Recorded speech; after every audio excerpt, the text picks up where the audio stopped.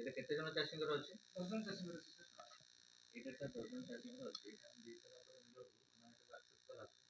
ସେମାନେ ତାପରେ ଅନଲାଇନରେ କାମ କରିକି ଆକ୍ସେସ୍ କରିବେ କଲା ପରେ ସେ 10 ଜଣ ଚାଷୀକୁ ବୁଝେଇବେ। ସମସ୍ତେ ପଇସା ପାଇଲେ ନା ସେ ପାଇନାହାନ୍ତି? କୋଉଟା ଆକ୍ସେସ୍ ହେଇଛି କି ନାହିଁ?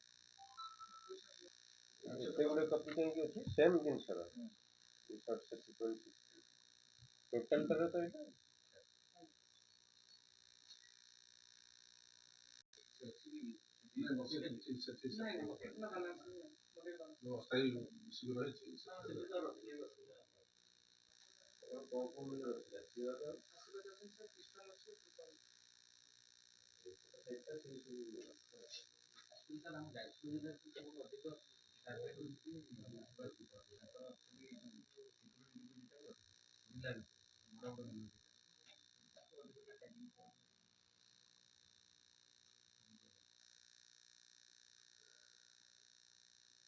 ଆଉ କଣ ଇସ୍ୟୁ ଅଛି? କଣ ପ୍ରୋବ୍ଲେମ୍ ଅଛି ତ ସେଠି କଣ ପ୍ରୋବ୍ଲେମ୍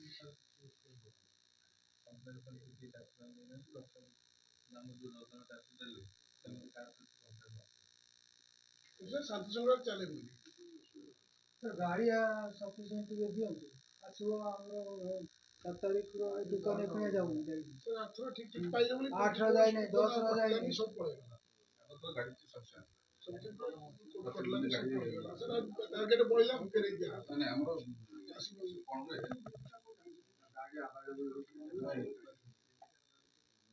ଆମର ସନ୍ତକା ମିଲ୍ ଗଲା ମହାବଳି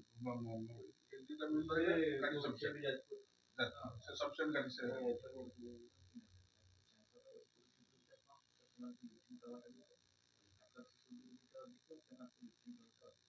ଅଧିକା ସାର୍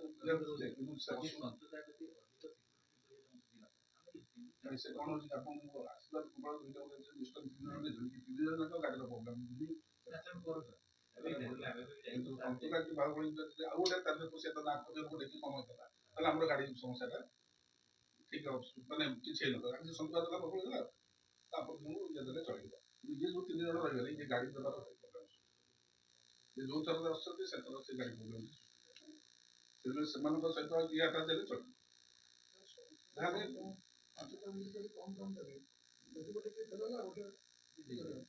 ସେମାନେ ଯାହେଲେ ଗାଡି ପ୍ରତ୍ୟେକ ବାରରେ ସେ ସପ୍ତାହ ଦରକାର ପଇଲେ 6 ଦିନ ଦରକାର ପଇଲେ ସେ ଗାଡି ଚଲେଇବେ ଆମେ ଟ୍ୟାଗ କରିଥିବା ସେତିକି ତ ସେମାନେ ନେବେ ନା ଲେଟ୍ କରିବେ ସେ ସବୁ ଗାଡି ଆସିବନି ମିଲ୍ ନେଇପାରିବନି ଅଲଗା ମିଲ୍ ନେଇପାରିବନି ସେଟା ଟ୍ୟାଗିଂ ବେଳକୁ ହୁଏ ଯଦି ଆପଣ କହୁଛନ୍ତି ଏପଟେ ସନ୍ତୁଳା ଦେବେ ଆଉ ଗୋଟେ କୋଉ ଜାଗାରୁ ସନ୍ତୁଳା କଟିବ ନା କାରଣ ଲିମିଟେଡ୍ ନା ଆମେ ସନ୍ତୁଳା କଥା କହୁନୁ ଆମେ ସନ୍ତୁଳା ବାହୁବଳି ଏବେ ବି ଦିଆ ଧର ଆପଣଙ୍କୁ ସନ୍ତୁଳା ଦିଆ ଗୋଟେ ଅଛି ଯାହାକୁ ସନ୍ତୁଳା ଦିଆ ସେ କଟିଂ ସେତେ ଆସିବ ଇଏ ଯୋଉ ଗାଡି ତିନୋଟି ଅଛି ଇଏ ଯୋଉ ମିଲ୍ ତିନୋଟି ଅଛି ଆମେ ଯୋଉ ଅନୁଭବ କରୁଛୁ ଇଏ 3 ଜଣଙ୍କର ଯାହା ଜଣା ପଡେ ଇଏ ମାର୍ଚ୍ଚ ମାସ ଶେଷ ପର୍ଯ୍ୟନ୍ତ ବି ଗାଡି ଚଲେଇପାରିବେ ତାদের ସନ୍ତୁକା ବାହୁବଳି ରହିଲେ ଗାଡି ସମସ୍ୟାଟା ଦୂର ହେଇଯାଏ ମହାବଳି ଆଶୀର୍ବାଦ ଆଉ ସନ୍ତୁକା ମହାବଳି ଆଉ ଏଇ ଦିଟା ଗାଡି କରୁଥିଲେ ତ ଏଇ ଦିଟା ରହିଲେ ଆମର ଗାଡି ମାର୍ଚ୍ଚ ମାସ ପୂର୍ବରୁ ଆମ ସର୍ଜରୀ କ୍ଲିୟର ହେଇଯିବ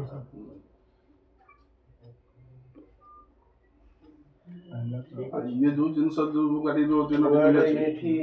ଆନାଲାଇଜରଟା ଦେଇଛନ୍ତି ଅଟୋମେଟେଡ୍ ନା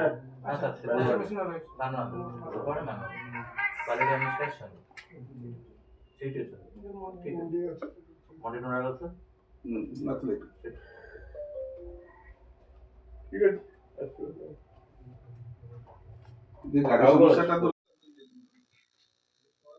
ଚାଷୀ ବି ଏଟାକୁ ବନ୍ଦ କରିଦଉଛନ୍ତି ଯୋଉ ଏକ୍ସଟ୍ରା ପଇସାଟା ଲେବର ନଉଛନ୍ତି ଚାଷୀ ବି ଦେଇ ଦଉଛନ୍ତି ହଇରାଣ କରୁଛନ୍ତି କେମିତି ଯାହା କରୁଛନ୍ତି ଚାଷୀ ଦଉଛନ୍ତି କିଛି ଜଣ ଜଣ ଅଛନ୍ତି ଅଭିଯୋଗ କରୁଛନ୍ତି ଯେ କାହିଁକି ଆମେ ଦଉନାହାନ୍ତି ଆମେ କାହିଁକି ଜଣ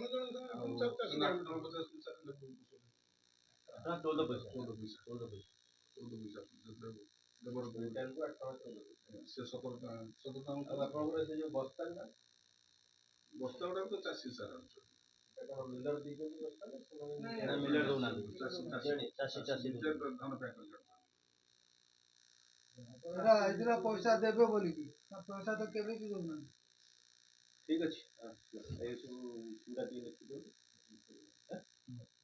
ସାର୍ ଟିକେ ସାର୍ ଏଠି ଯେଉଁ ପ୍ରତିକ୍ରିୟା ନେଲେ ଏହାର କ'ଣ କେମିତି ଆପଣଙ୍କୁ ଲାଗିଲା?